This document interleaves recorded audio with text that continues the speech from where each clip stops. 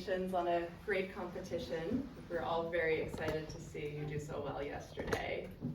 Thank you. You want to have a seat on the further side, I think is where you're in front of the camera. Okay. Sounds good. English? Yeah, I think Sounds good. English, though there may be a few people who will ask you questions in Latvian, and we'll see Sounds how good. that goes when Yes. we get there.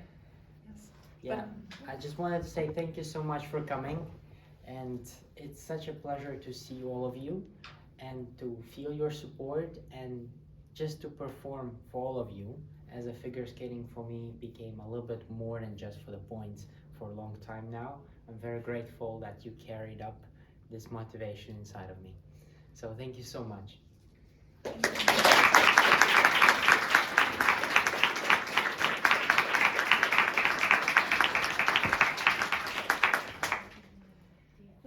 Deniss, maybe you can start off just by asking, since these folks haven't necessarily heard, how was Europeans for you, just overall this experience? Well, there was ups and downs. There were overwhelming moments, and I would like to say that overall I think it was very positive. It was very dear experience for me because, again, it was something that was piling up on the previous experiences I had here, and overall it really amplified my, well, gratitude for this place, for Tallinn, for just feeling being in the Baltics. It was way better, I think, than in Lithuania. So it's kind of, overall I am, maybe I need also more time to fully reflect it, but so far I'm feeling very positive and very grateful. And yesterday, at least on my side, it was a little bit of still a shocker, because I was maybe a little bit gone at some point. And it's really, yeah, I went with it with gratitude. And I think this is, if I sum up everything, all of the experience, I think the main word will be gratitude. It's the gratitude and passion, and yeah, that's the two main words that will represent to me this experience. And thank you. So before we go into questions from everybody here, we wanted to give you first this map that was made to show for many of your fans, some of them who are here and some of whom who are not. We made a little poll of where people are from and their favorite programs and how long they've been a fan. And so this is a little sampling of support from many people who are here and not here. Thank you look so at it much. too closely. Yes. But we will show this later. Okay, no, but I think that this is to start the next stage, which is I'm going to pass over to Judith, who has a little game for you and for the audience that is sort of based on the same concept here. And please flip the map around, because you will have to guess. Oh yes, right. Now, taking this away, so there's no cheating, and we'll give it back to you later. This is why I thought. Sorry, we did not coordinate this part. Sounds good. So yeah, I mean, we have had quite some games in the past, always around Deniss, and this time we want to have it more a little bit about the fans, and your task will be, how good do you know your fans? And It would be difficult, considering that to me the social media and things like that are very Don't worry, you will be fine. things. You will be fine. It's not a difficult test. Exactly. And you won't need social media for that. So we did first a little poll among the people here, and that one was, to how many events did these people go yet to support you? So was this their first event, or did they attended over 20? So what do you think the average fan, how many events did they attend? Was it only 1, 2 to 5, 5 to 10, 10 to 20, or over 20? So I have 4 options, not Yes. 3. You can just, Lots of numbers. share, you can just share your general I thoughts on mean, that. I have to say that a lot of the faces I see very often, and some of them I even know by name. So that's why I would say the right range should be somewhere between 5 and 10. But Yeah. in a way, also, it also depends where the performances are, and I also know that many of you follow them, so it could be even in the range of 10 to 20, which in certain cases I absolutely know for certain is.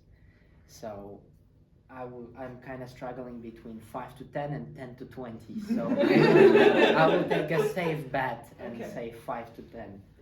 Like, so the majority actually in this room put their hand up for 2 to 5.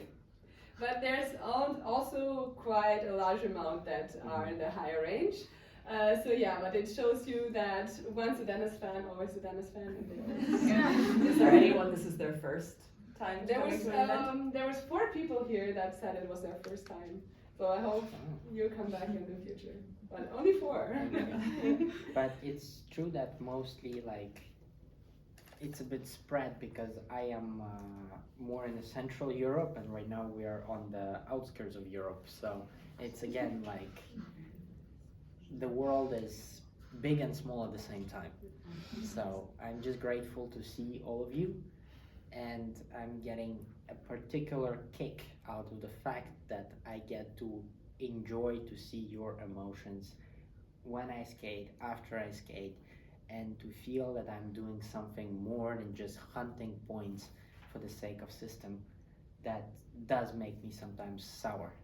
So thank you.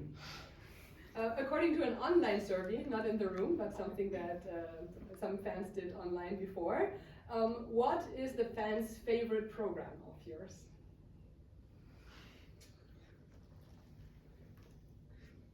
What are the options? Basically, all programs were the option, and it was very close among the top ones. Maybe consider that some fans joined the fandom maybe a little bit later. The more recent programs were more popular.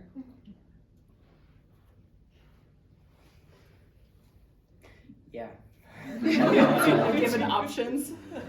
Can I have a few options? Okay, let's take last year's and this year's short and free program.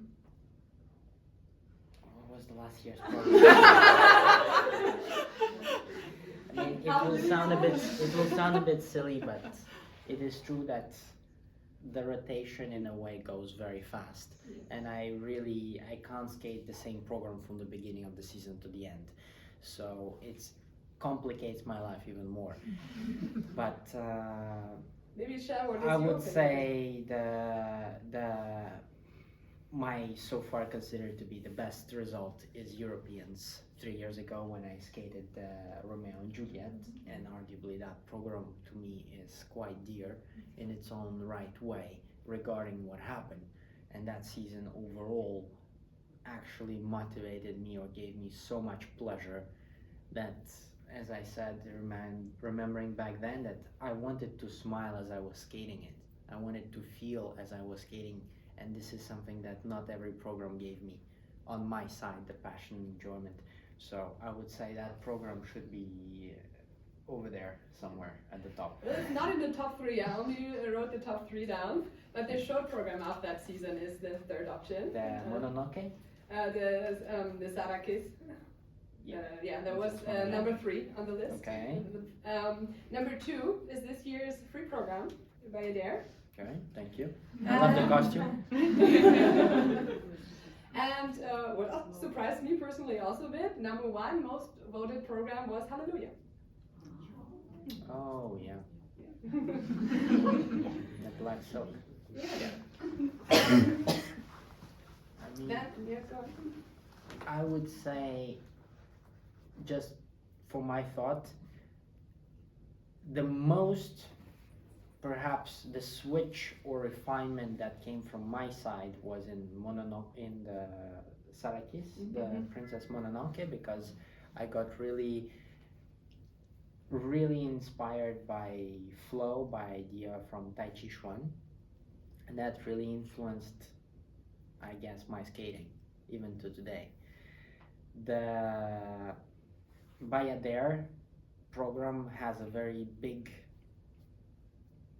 meaning for me in a way, because I also get to meet arguably, without an argument, the best classical dancer of ballet in the world that is regarded by many. And just, yeah, meeting someone you are inspired by is an experience in itself. And I think the Bayadere program is very important to me personally. And the Hallelujah, I am not surprised in a way that it is number one, because it was the most refined program out of all, done to maybe less of my spontaneity, but the maximum of precision of creation of choreography. And for that program, I went to Los Angeles, and working there was, again, it demonstrated that the level of professionalism just went a notch higher, and taught me so much. And yeah, all these three programs offer the experience in this that is unique, that is one in a lifetime in a way. And that's why I'm somewhat actually not really surprised that those musics ended up on this list. So I remember that a few years back we did the same survey, and then To Win in Love was always the number one for a long time. I had the troubles with the costumes there.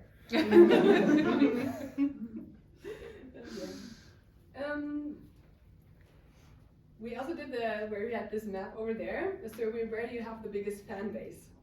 And I do actually think that you have a lot of fans in Japan that didn't participate in there. So maybe Japan aside, where do you think the most fans are from? From which country? Are you sure Japan is out of it? Exactly, I just wanted to say it's not Japan on this list. That would be the safest answer. Yeah, Yeah, so maybe second most, yeah. Do I have a choice? Like the options? Latvia, United States, Russia, or China? Jesus Christ. But they're all up there. I mean, Yeah. the most population out of three of those is clearly China. The one that I personally probably is the most aware of going back would be Russia, and the ones that clearly speak English the United States. So I would like to choose China, but at the same time I am not confident in my answer. Yeah, I think you have big fan bases in all of these countries. And on our poll, China was number 3, Russia was number 2, and United States was number 1. So Wow. you actually have quite a fan base there. And you have people from all three of those countries who are here as well, so, yeah. Well, I am,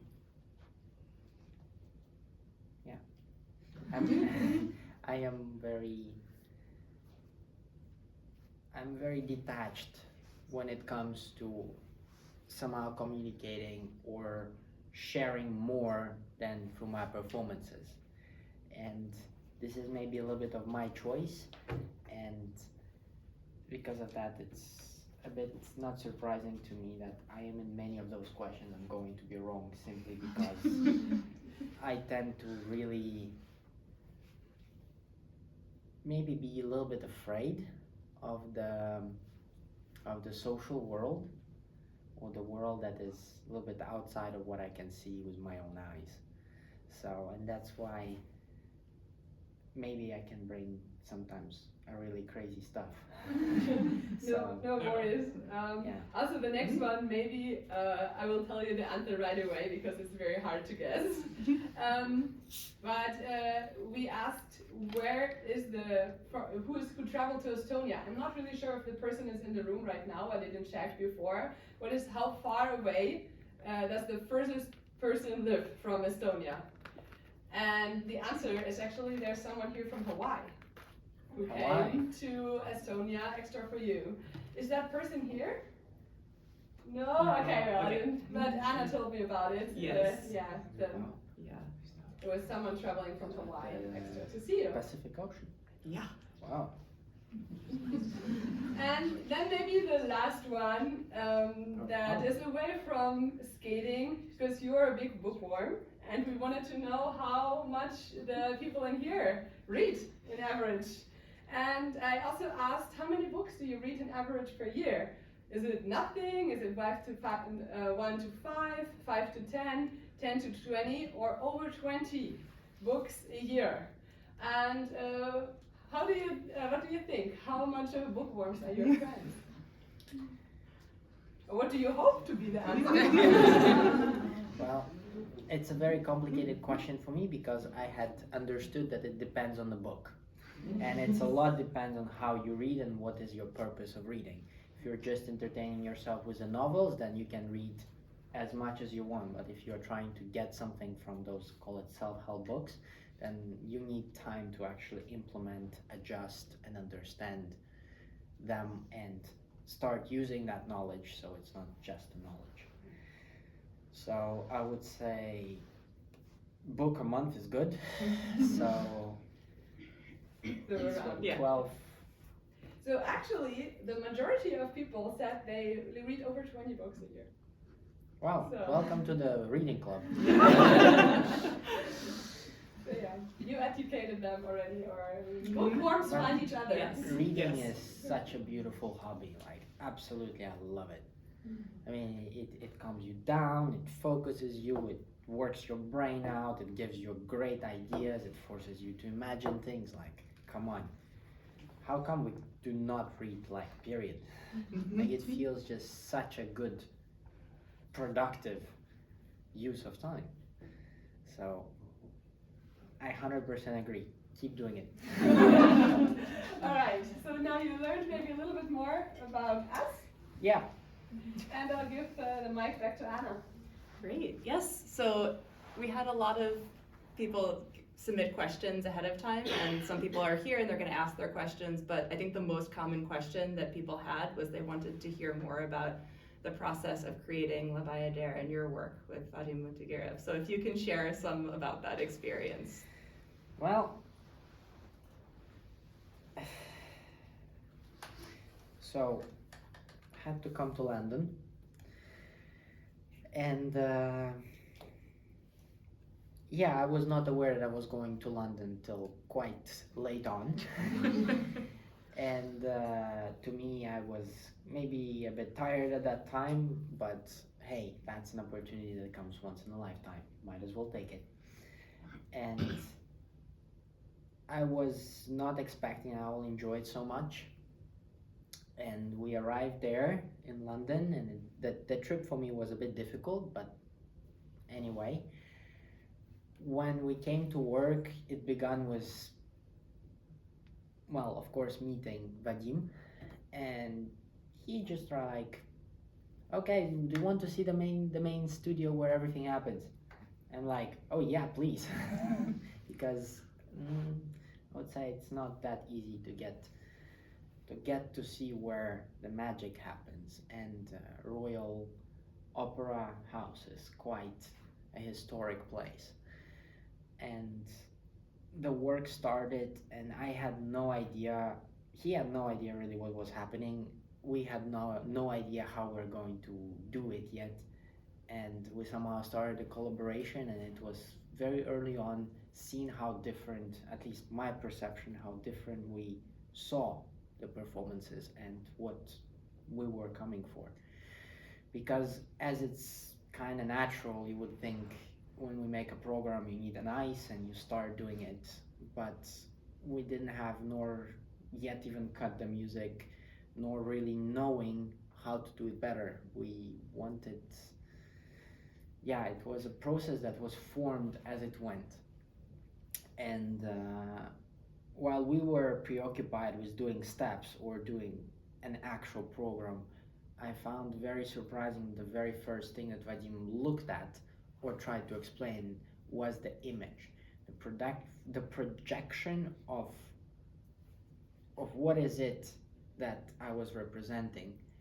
And he started to visualize, he started to talk about it, he observed how we did it, and he always gave much more, not just do it like this, put hand here and smile and like, but he wanted a little bit more of this authenticity and bringing out the dynamics, the natural, yeah, he wanted equally as much of acting than just doing. And the experience in itself was very inspiring because it was someone who clearly have way more proficiency than we do when it comes to dance, yet someone who was very observant, very respectful, and very much looking for how he could contribute rather than put on his vision. He was really helping to shape it to be natural, my thing. And yeah, we had very little time, and I think it was, to me, it was a mind-blowing experience simply from the fact that I could see another choreographer that comes from a completely different field, that has somewhat similar practices, yet also very, very, very, very broad vision for it. It was much deeper and much more profound than what, for example, normally we consider as a choreography being made on the ice. And just like step sequence where one judge says it's boring, it doesn't have enough, is actually the part where he was the most willing me to slow down, to breathe, to be there. And the initial version when we started working on it is at least 50% longer than what I'm doing today. So, you know, this difference between what figure skating is and how much of artistry is left there towards an actual dancing and performance from the ballet standpoint of view, like disparity is just so huge, so huge. And in a way,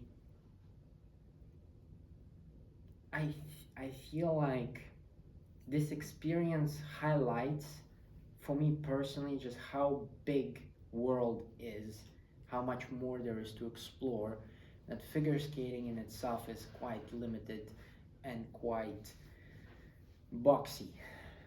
And I prefer maybe or widen the box or make a circle out of it. So the experience was like just to meet a person that you watched as he danced when he was much younger, and then to get to read his story in his book. It's motivating, it's inspiring, and it's, yeah, mind-blowing is a very correct way to say it. And yeah, I'm trying to shorten it up a little bit, but it's really was a huge thing. And I also managed to got really sick there in London, and unfortunately I had missed one of the opportunities to work with him because I wasn't absolutely flat. And in a way that trip was much bigger than just that, because I also got a chance to see London, which I had been before, but this time it was maybe a little bit more in a conscious state and outside some sort of really pressing business.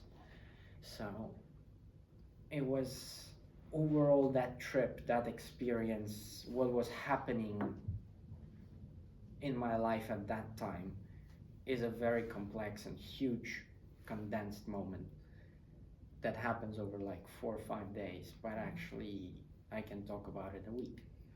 So, but experience of working with Vadim is one of those few things in my 22 years of skating that is one of those milestones that I am aware and I want to keep and I want to carry through my life. And if you think how much time had been put in so many other places, that experience still takes its own milestone while the rest is kind of had seen it before. So I hope at least it delivers how much worth that was for me. Yeah, thank you. Mayu, you had a couple of good questions. Oh, there you are, like looking for you in the back. You had some good questions about skating that go to you to ask. Hi Deniss, my name is Mayu. First of all, thank you for your incredible performances. It was really special to be able to see them there at the arena. So yeah, I have two questions, and the first one is, if you could remove one element from this free skate requirements and replace it with something else, what would you take out and what would you put in instead? I would take out one of the spins and I would replace it with a choreo sequence, but I would completely change the definition of choreo sequence. Do you want to elaborate how? Well, I think today the spins, they're really boxy, they're really restrictive, and they take extra time, and it's actually a mess. So, and I would rather have more time to skate and to show a quality of edges. Maybe we can keep one step sequence for exactly this whatever figures, one step sequence for choreo, what they want to, some sort of airplanes, whatever, and to actually have a step sequence that's supposed to be a musical representation of what you are creating as a story. And of course, if you started with Rachmaninoff but ended with the, I don't know, some Latino dance, then it's a bit difficult to transmit that sort of story. but yeah, I think it would be very nice to have an element that would be a storytelling element rather than just let's go get some points and let's make it cheap and easy. I want really to see that people would perhaps cool off somewhere there in the middle of the program and actually perform rather than go execute. So I would say minus spin to gain more time, more this extra step sequence, and something that is much more also projecting outwards, because I really feel we could use that more in skating. Thank you. Do you want? And yeah, I have another kind of what if question. So in ice dance, the rhythm dances always have an assigned theme each year. It could be like a dance style or music period or something. So if the same applied to short programs in single skating, what would be your theme of choice for the short program? Well, I think short programs are already, as they are, extremely template, and everyone is probably doing the same thing, and there's very little diversity and variation. And because of that, I would say if we implement something like that, we will have the season when there is half only skaters participating, and the other year there's another half skaters participating, because I mean, if you ask people to skate ballet, we might want to leave the ice rink. So that's why I would say that's not a great idea, and more diversity and more freedom there is, hopefully less fear for the points there is, and more charisma that can stand out. I think it's more about the attitude. I don't necessarily think that we need to somehow put even more rules. I think we have to define a little bit more what is our intention, and in my opinion, figure skating always will be, and there's nothing you can do about it. It's an entertainment, it's an exhibition sport by definition, because we don't have confrontation. So it makes a lot of sense to ease up a little bit the part of we got to go hunt the points and a little bit bring in the charisma and what I think all of you also want to see is the emotion, is to get connected and really feel that you are participating with us. And just like the feeling that for me was a big one when you started to clap in the second part of my program, it's such an emboldening and empowering and motivating huge surfing wave, and it's something that keeps carrying you as an athlete outside for many more than just that moment. And I wish there would be more reasons for you to really give it all when you watch figure skating. So on that note, I would rather say let everyone develop their authentic themselves and bring out their beauty in their character and their own interpretation with less points. Like really make a program that is much more about who you are and what you want to be, and that you don't do the same patterns, the same structure, the same programs, just different music, or hopefully different costume. That is not something like let's change the black t-shirt to black t-shirt, both made in Zara. So a little bit more sophistication and performance.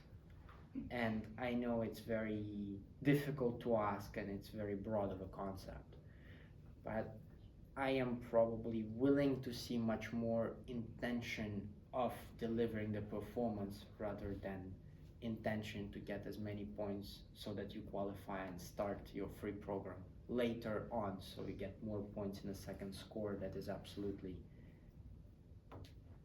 written rather than earned. So Since you're talking about performance and exhibition, Susanna, why don't you ask your question? Okay. Yeah, Dennis, thank you for coming to Germany twice for the Christmas shows. I was lucky to see both of them. And can you tell us something about your work with Daniel and Jyoti and about your experience in Germany at Christmas time?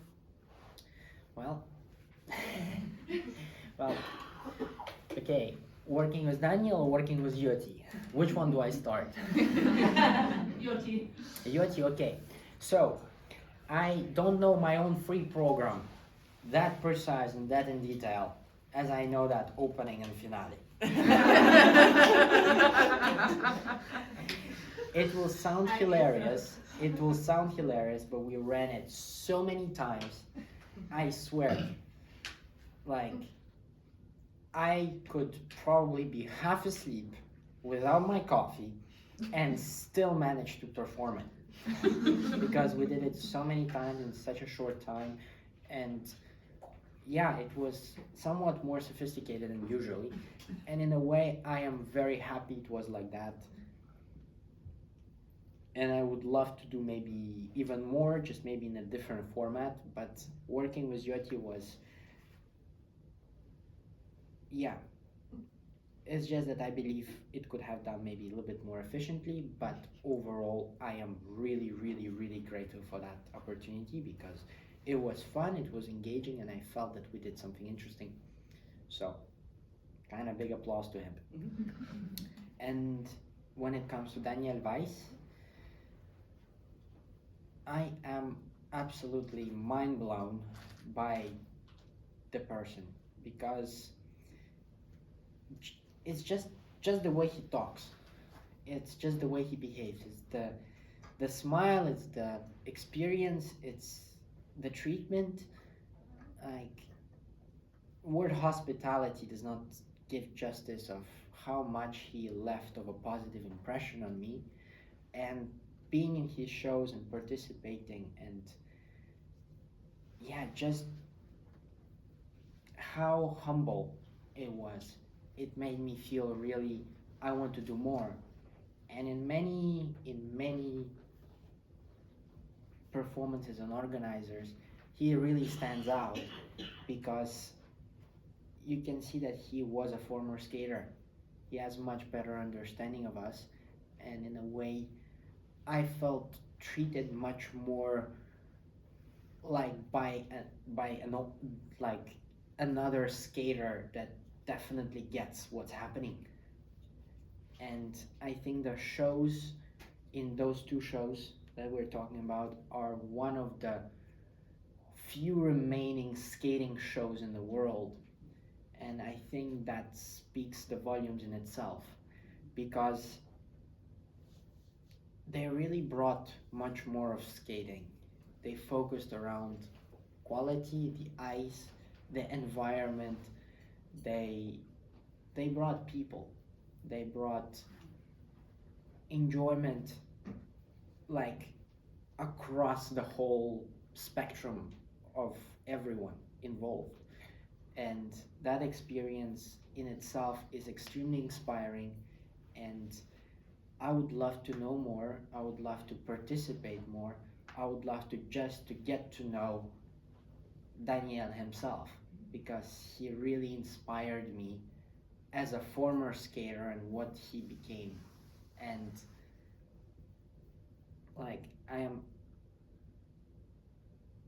it's maybe a bit difficult for me to express, but I have enormous admiration for the guy, and at the same time I crave to know more how he did it, because in the many ways I would love to somehow take those best parts and follow in the steps, because the result what he produced as of the show was absolutely like, I did not feel that sort of positive as a performer experience, even though I participated in quite a few shows. I don't know what's the trick or how it happened, but I am like the whole this experience to go to Germany. Also, it's the first time I also drove once myself, so it's very enriching, and I feel like I want more. And if you have the opportunity, you should listen to Daniel Weiss commenting your performance. Yes. Well, I know that he's being very positive, but it's also because I think we share a lot in the same vision as what figure skating is. It's also about emotion, it's about the people. Points are important, sure, but I mean, I kind of lost track of the names and points and victories. I only remember those skaters that left something that made me feel, whoa, that was the performance. That was something I'm like, bravo, I want to applaud. Unfortunately, the rest, as a skater, I would say, is a bit dull for me. And maybe it will be very arrogant of me to say that, but I wish to see more engagement. I absolutely despise when people come after the performance and their first thing is, I feel like I couldn't care less. And to me, this is clear disrespect for culture of figure skating, disrespect for all of you. And unfortunately, it's also a lack of education, which comes from the coaching and from higher ups in leadership. And seeing this sort of decadence as it slips in more and more every year, it makes me feel very sad and somewhat also outraged. Just like I know quite a few of you are being perhaps somewhat sad about me not participating today in the gala, even though arguably we won the flag competition. So maybe I'm a little bit venting and emotionally disturbed, but I really, really, really wanted to perform for you and really wanted to get some crumbles to last a little bit longer. But unfortunately, that's not the case. So, yeah. The other question that we got a lot of people wanting to know is, would you consider doing your Firebird performance in either another show format or in a competitive format in the future, since that was a wonderful piece that you only performed those 2 times? I think the beauty of that piece was exactly because it wasn't competitive. The beauty of that piece was also because there was live music. And I think what was done this summer in Champery was an absolutely mind-blowing experience, and just amount of organization and work that went into it. I feel figure skating nowadays need more of that. When we are crisscrossing the actually artistic side and we make something that is worth coming to watch. And the Champery, this show, is again, out of many shows that I've participated, was its own unique way and approach. And it was executed very well and made by the people that have attention to detail, people that actually are engaged in making an amazing show, an amazing performance. And even though it's maybe completely not viable financially speaking, it's an experience that is for any artist a privilege to have. And if you get and an athlete happy and a spectator happy, it just adds on to the overall culture of figure skating. And I want to see more of that. I want greater figure skating culture. Great. We want to ask a few questions that are not so skating connected. And so I think first we'll go to Asia, if you have your question. I didn't really write them down, so if you could ask them, that would be great. Okay. So I think Azi's questions were whether if you would share maybe one of your favorite memories from Champery, and have you already been every place that there is to go and done everything that there is to do in this small town, or are there still things that you would look forward to someday? I had clearly explored Champery quite a bit, but it depends how big of a range you take, because Champery right now is also changing, it's growing, it's developing, and the time change, and in different season it looks different. So in my opinion, Champery always will have something new to offer, and it's a matter of the range, because all that area and the mountains around is quite beautiful. And if there is one thing I really would like to is to walk around the 7 peaks, because there's a trail, but it's long and somewhat also have to be cautious, and I'm waiting till I'm done skating to do that. So this is something that I look forward to explore. But Champery is very dear. It's very special experience because it's very authentic. It's not like any other ski places, ski resorts, or other villages in Switzerland. It's very robust. It's very, like a true Valaisan, like true farmer agricultural place that it's an experience in itself. And to see that there is less of this industrial mass production and more of these unique time-crafted places is one of the reasons, like for example, why I can compare Tallinn to be so unique and special. It's because they really preserved quite well the old town. And there is not so many places in the world that kept that authenticity.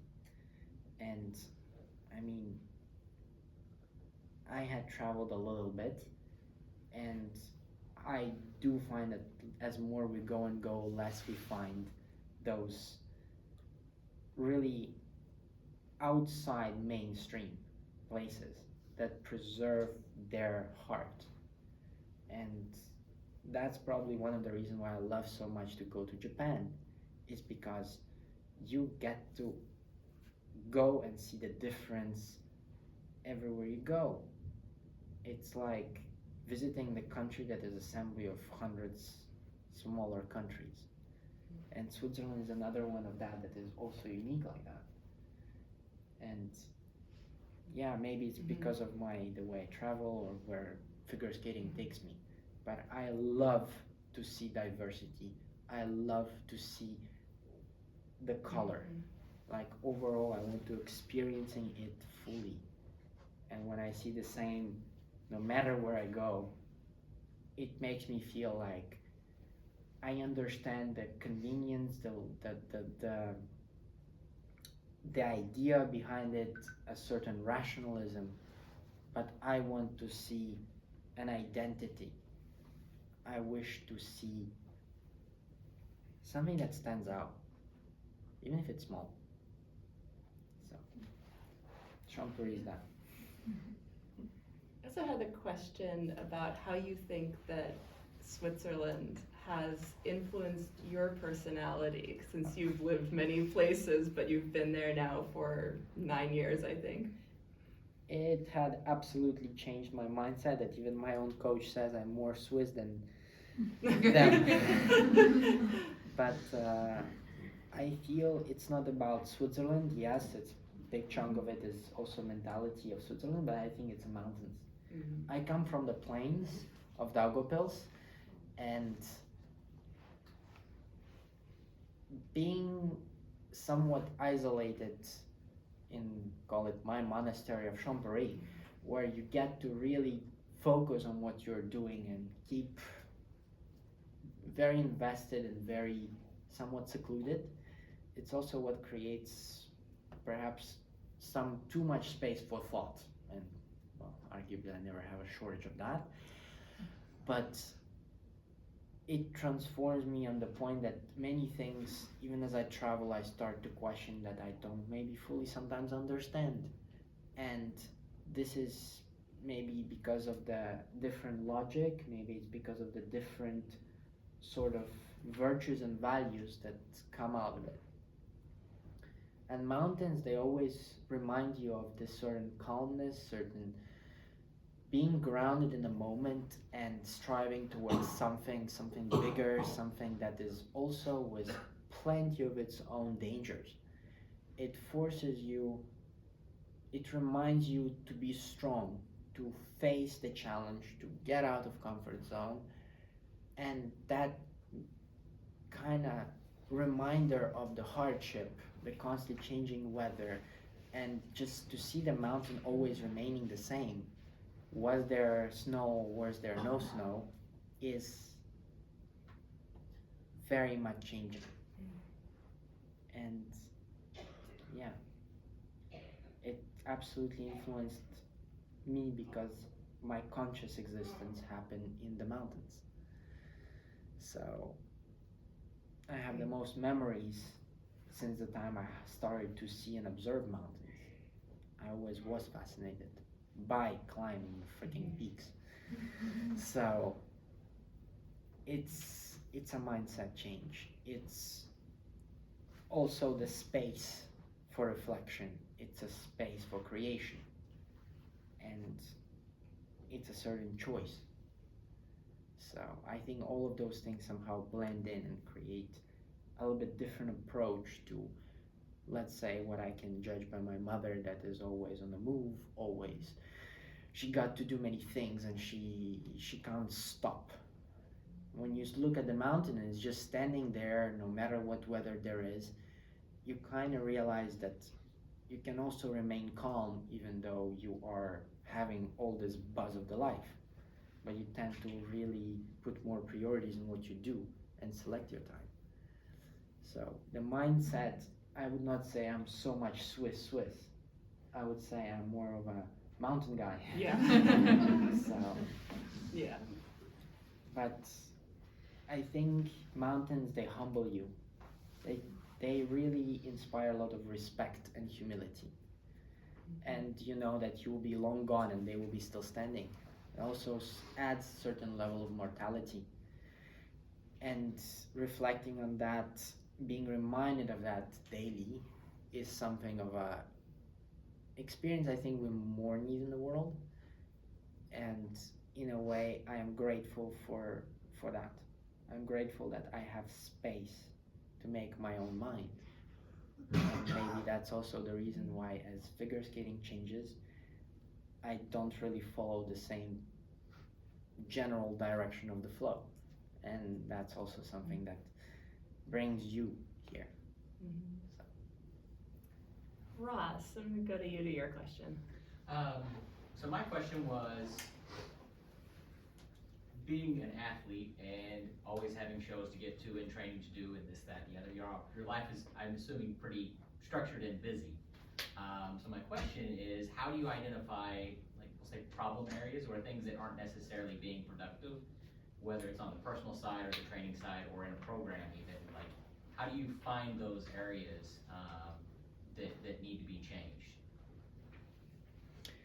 I journal quite a bit. I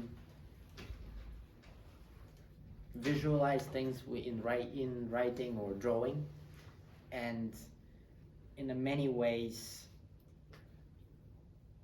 I always end up running out of time. I do find that sometimes I don't really have enough time for myself, but most of it's also my choice because I commit to too many things sometimes and spread myself too thin.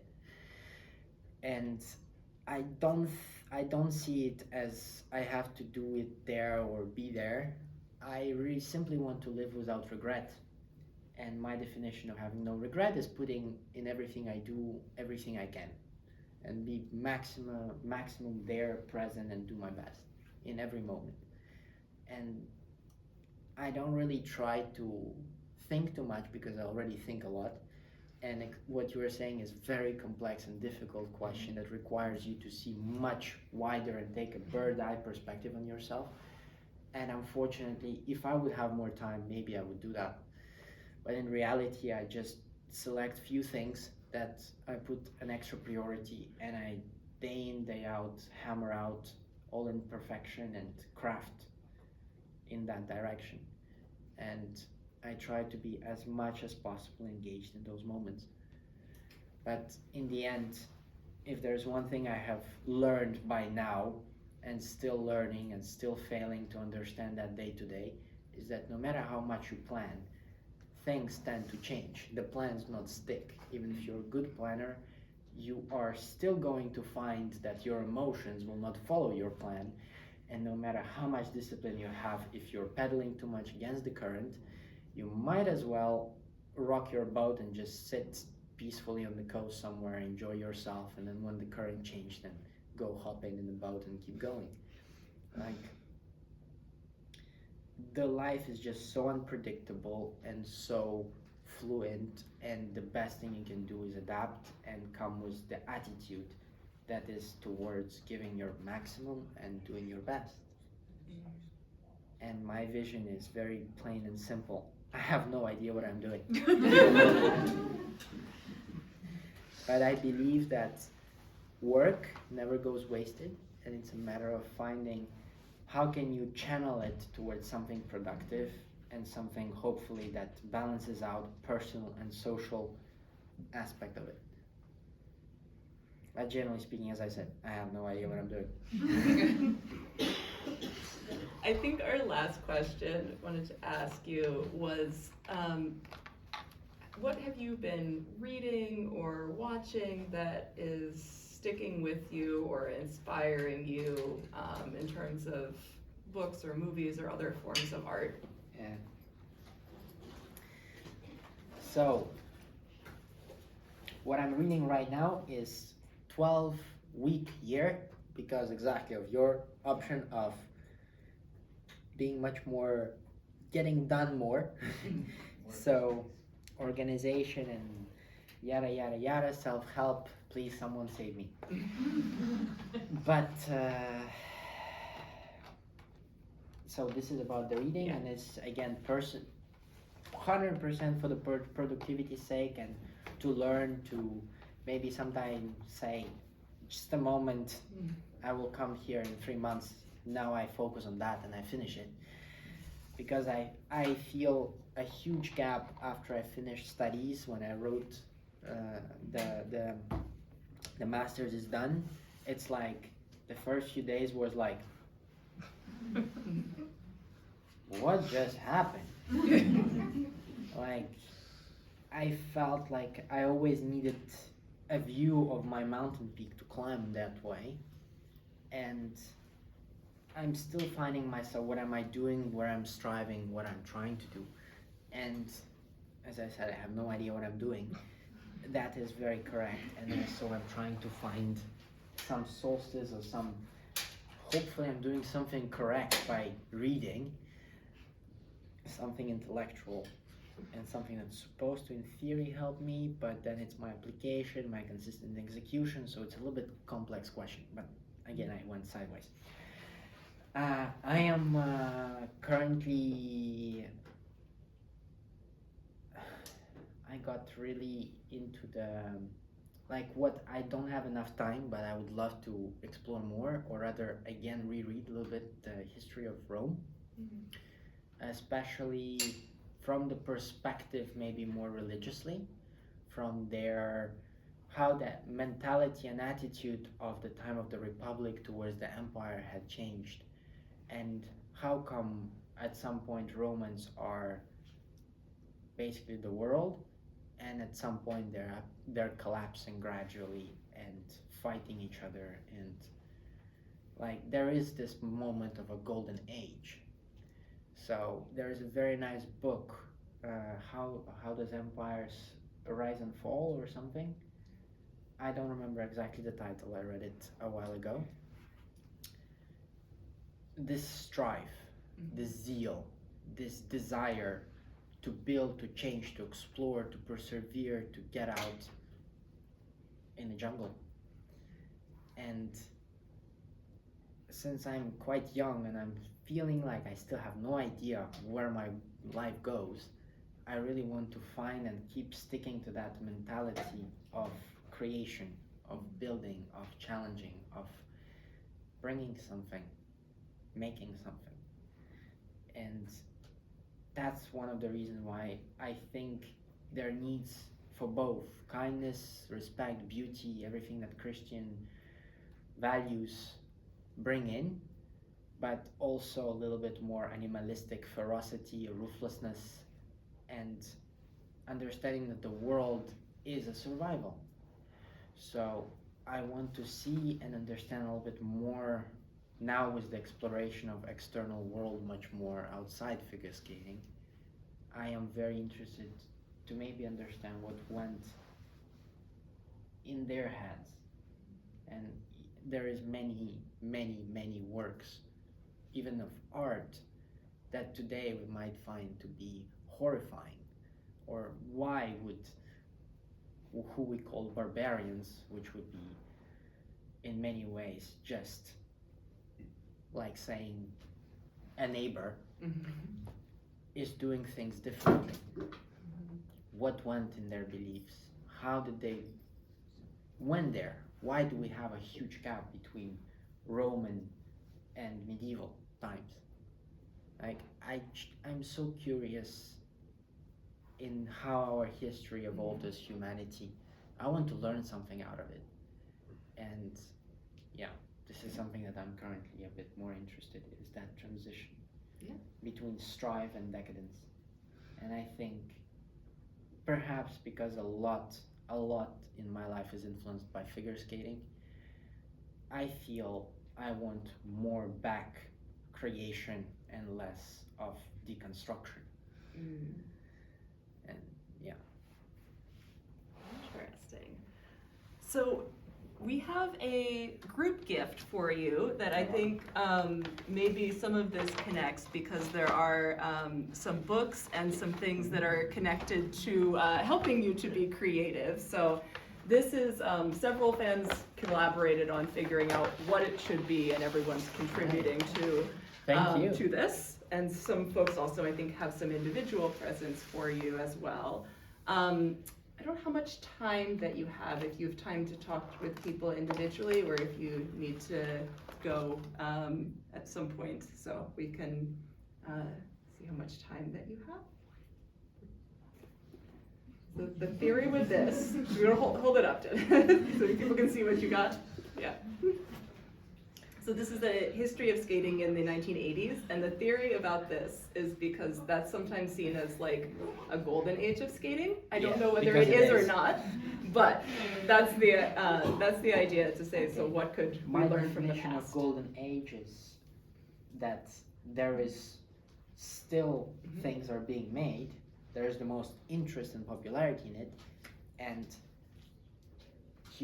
everyone participating in the movement are having a great time, and still are thinking positive towards the future. They see the future bright, because right now I think the future is seen a little bit on the dull side. So that's my definition of a golden age. And yeah, that is actually a very nice one. He's a skating historian. I've read some of his other books. I haven't read this one yet, but he does very good research. Yeah. So that's your homework, and the other book is just for fun. I had to read this one. But thank you so much. I love books. I just wish I would have more time also to read all of them. But yeah, actually on that point, I barely cook nowadays. It's been a while I had really invested time to make something complex and beautiful to cook, so I am still sad. Yeah. It'd be good to remember the things that you want to do so that you can find the time for them in the future. I mean, so far the tendency to everything is to accelerate. But then as you accelerate, drive faster and more forward, you tend to find the wall faster. Or jump off the cliff, or something like that. So I really feel I'm not in control of the vehicle, and it always accelerates, and the life keeps going faster and more things come in, and you just keep juggling around. I think everyone went through it, so I have a question. How do you deal with it? Like, seriously. We don't. I feel more and more overwhelmed by just the amount of things falling in your head and how much you're trying to just find space for all of it, and do it maybe a little bit with, like, take it with respect and give it the time it needs, rather than just like this. I feel like you speak for maybe almost everyone when you say I have no idea what I'm doing. Yeah. Everybody feels that. But I mean, it's all so nice and dandy how they write about prioritizing and really selecting and taking time, and just like at some point say to the things that they can wait and blah blah blah blah blah blah. But in reality, I'm not sure I'm yet there in the execution department of it. But organization and the personal management and being able to stay composed while the shit hits the fan it's a superpower that I think should be a little bit more than just a fantasy. So I would love to know more. For me, that's skating, because I can't be doing 12 things at once while I'm on the ice. But I think that skating as an escape from the rest of your life is not a strategy for you. I mean, right now I had learned one thing about that part of the skating is that you will not be able to do 100% no matter how much you try. So might as well try to do 100%, but be content with 80. And then you will land somewhere around 90, 95, and you will be like, so, yeah, perfection is actually a very sad concept, because it basically, that's it. It's perfect. That's it. You can't do better. Now you can go kill yourself because it's already done. There's no evolution going forward. Yeah. So perfection as a concept is something that I struggle so much, because I do tend to want to do better than good. But good is good. That's why it's called good. The perfection is enemy of good. And if it's the end of the evolution, then, well, time to change. And I don't like that. So that's my side thought of the perfection. Yeah. Yes. Yes.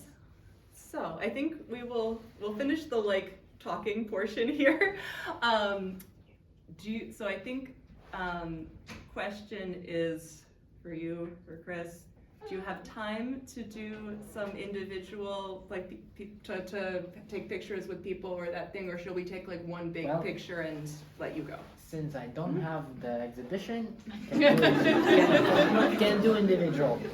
Okay, great. So if people want to talk for us,